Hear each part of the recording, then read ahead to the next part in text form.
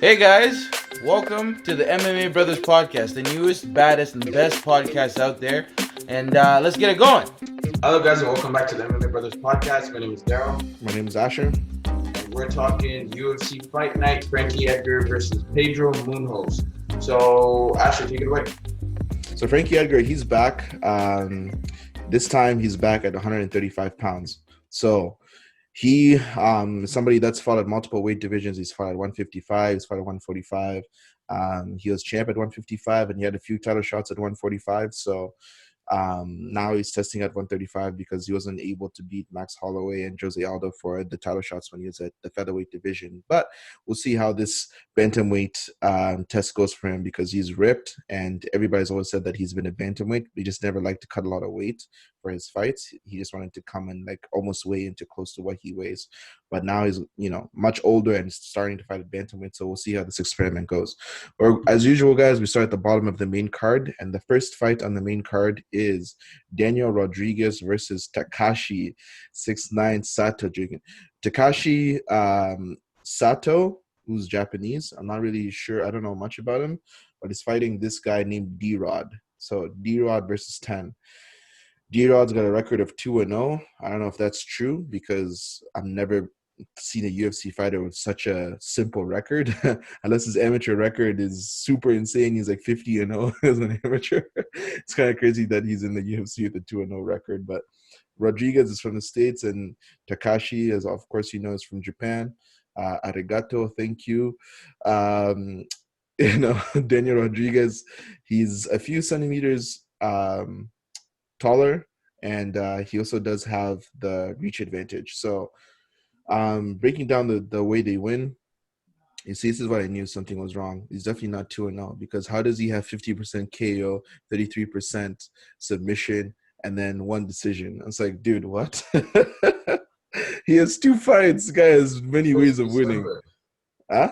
Your screen even says December. I don't know. I guess they win 20% of their fights in December. No. It's the English translation thing is what's messed up. Like it's all supposed to be in Korean, but I'm told Google to translate it to English, so that's why everything looks so messed up. But anyways, guys, I'm gonna pick the Japanese fighter because he has a higher TKO percentage, and I don't really know much about these guys, but just based off of experience, I'm gonna pick him. He looks like he's a tough guy.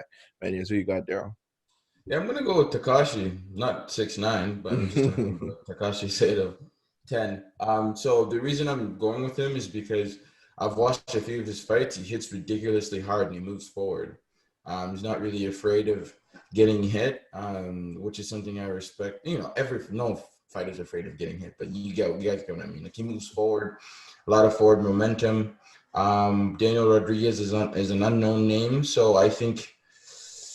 Or if you can get a decisive victory against Takashi, maybe you can be propelled to fight one of the top 15 welterweights. Because Takashi's had a few fights in the UFC. This might be his third fight, second or third. And he doesn't usually disappoint. Like he's had a few losses, but I'm gonna go with Takashi. All right, so we're gonna move on to the next fight. I'll let you break this one down. Marcin Prancino versus Mike Rodriguez. I still don't understand why he goes by the nickname Slow Mike. Like, why? Slow guy, man. Why? But Oh, it why? looks like Slow Mike is coming in at 10-4 with one no contest, 10 wins, 4 losses. Marcin Prancino,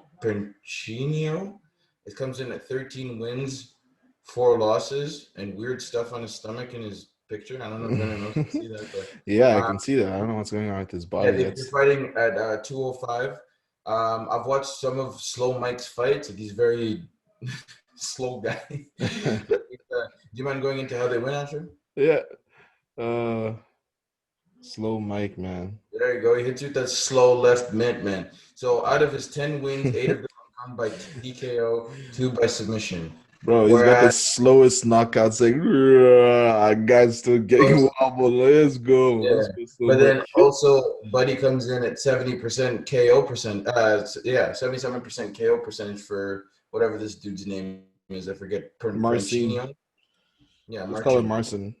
Yeah, Marcin. But he's coming in at average fight time of 3 minutes and 46 seconds, guys. That's ridiculous. That means he's coming in, he's throwing those mitts. So him versus Slow Mike, Slow Mike, slow guy, his average fight time is 9 minutes.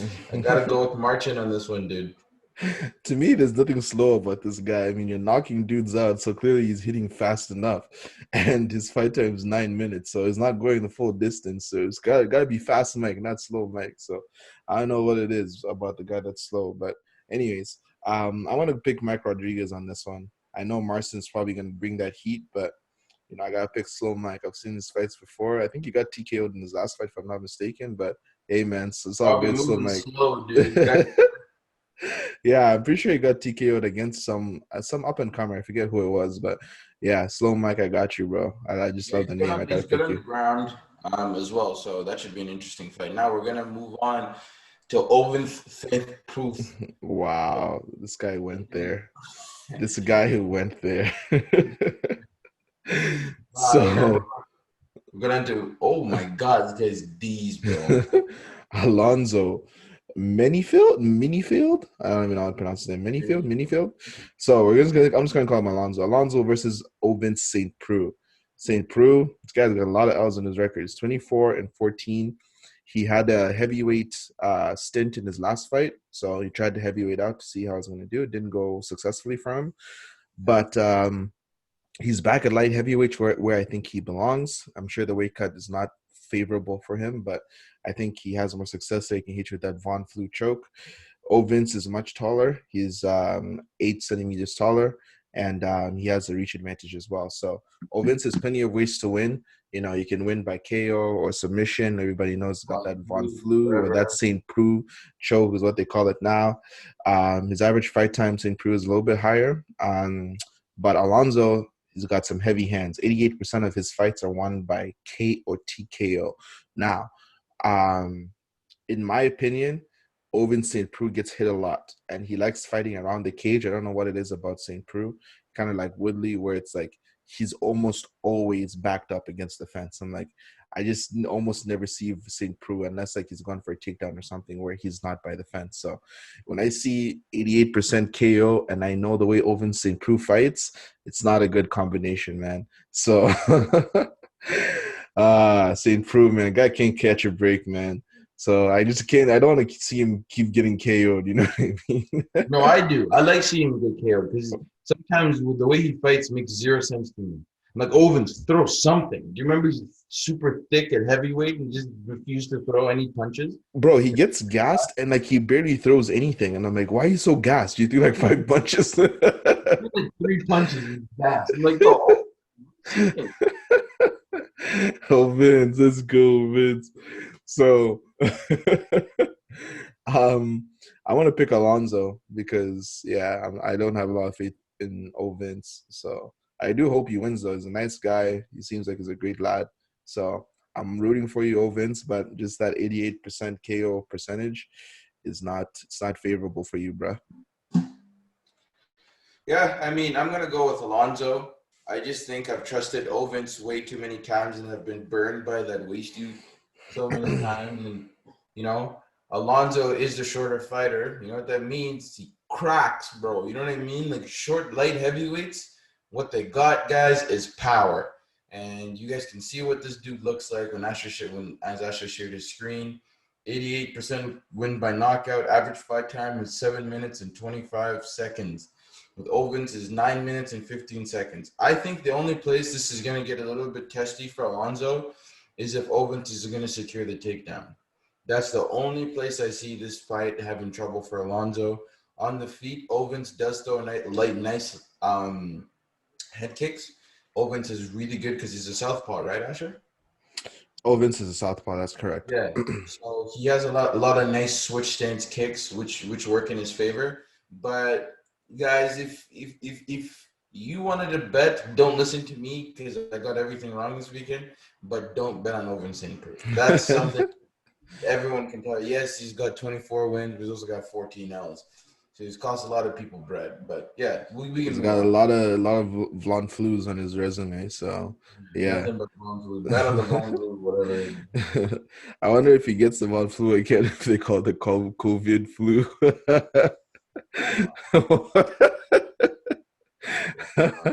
Wow. Sorry, guys. Bad joke. Bad joke. Bad joke. Bad timing. But yeah, we're gonna move on to the next fight. And the next fight is actually the main event of the evening. So we got Pedro Munhoz versus Frankie Edgar. So Pedro, he's ranked number 5 actually at the bantamweight division, the Young Punisher. Wow, what a nickname! And Frankie Edgar, he's ranked number 8 already at bantamweight, or maybe that's a featherweight ranking. I don't think it's a bantamweight one because he hasn't even fought there. So I don't know how he has a ranking there. But anyways, Frankie Edgar has got a record of 22-8. Pedro Munhoz has a record of 18-4, and like I said earlier, this is Frankie's first fight at the bantamweight, so this is going to be a test to see how he does. Pedro Munhoz, I think he won his last fight against Cody Garbrandt, or maybe he may have fought since then actually, because Cody was out for a while. So I'm not sure how the result for his last fight went. He lost. Was that his last fight? Yeah, I'm pretty sure he KO'd Cody because Cody No, lost. I know he KO'd Cody. I'm just wondering if that was Pedro Munhoz's last fight. Yeah, no, keep talking about it. Look it up. Yeah. Okay, so Pedro Munhoz has many, many ways to win. Most of his wins have come via submission, so he's a very, very good submission fighter. I just looked it up, by the way. Sterling beat him in a 5-round decision in his last fight. So he is coming off a loss, Pedro Munhoz. So, yeah, none of them really have KO or TKO power. A lot of Edgar's wins have come by decision. He is a more experienced fighter. But I don't see Pedro submitting Frankie just because of how good Frankie's wrestling is and how experienced he is. That's not going to happen. So Frankie Edgar has a higher average fight time, being he's been in a lot of title fights. For me, this one I'm going to pick Frankie Edgar because I don't think Pedro has the experience to beat Edgar. I am a little bit worried about Edgar's chin. He has been through a lot of wars, a lot of fights, and this is his first time at bantamweight, so he did cut a lot of weight to make this weight class. So hopefully he can take a shot because I know Pedro can. He took shots from Cody Garbrandt and was able to keep up. So I'm gonna pick I'm gonna pick Frankie Edgar, even though I said the whole weight cut chin issue. I think he's gonna be able to get it done. What you got? Yeah, I'm gonna go with Pedro. The reason I'm gonna go with Pedro is the same reason you just mentioned. He's gonna be cutting weight, a lot of weight. He's been through a lot of wars. I think Korean Zombie was Frankie's last fight, and he got what? No, or oh yeah. Was it Korean Zombie or Ortega? Both of them whooped him. Sorry, yeah, both of them whooped him. Yeah, I'm pretty sure it was Korean Zombie, Frankie. Yeah. You're right. The one thing I see happening is Frankie's just gonna shoot, and he's gonna shoot, and he's gonna shoot away, because that's exactly what Frankie does. That's why his decision, he wins 55% of his fights by decision. He's a wrestler. At least Pedro is a submission artist, so maybe if it goes to the ground, he could throw up something. But guys, if you're looking for anything more from me in terms of a breakdown, I actually gave a fantastic one. All I know is Pedro's much more deadly on the feet than Frankie is, and he's a very big student of the game in the sense that he comes up with perfect game plans for the opponents that he fights. Think about his fight against Cody. Think about his other big victories for Pedro. He has the perfect game plan. He's going to lull you in, and he's going to crack you as soon as you throw something, right? So he might lull Frankie in he might leave his lead leg dangling there and just flying knee him like, Jorge on Ben Askren. So this fight, I don't know, it's a pretty lackluster card, but there's some big boys fighting, so hopefully there's some big there's going to be some big knockouts. I'm looking forward to the Mike Rodriguez fight, the last three, Mike Rodriguez, OSP, and the Frankie Edgar fight. So those last three should be good. The rest of them are just meh. I don't really care. Takashi fight I see going pretty well, but yeah, I just think the main event, you could have thrown in big Ovince in the main event. That would have probably been better.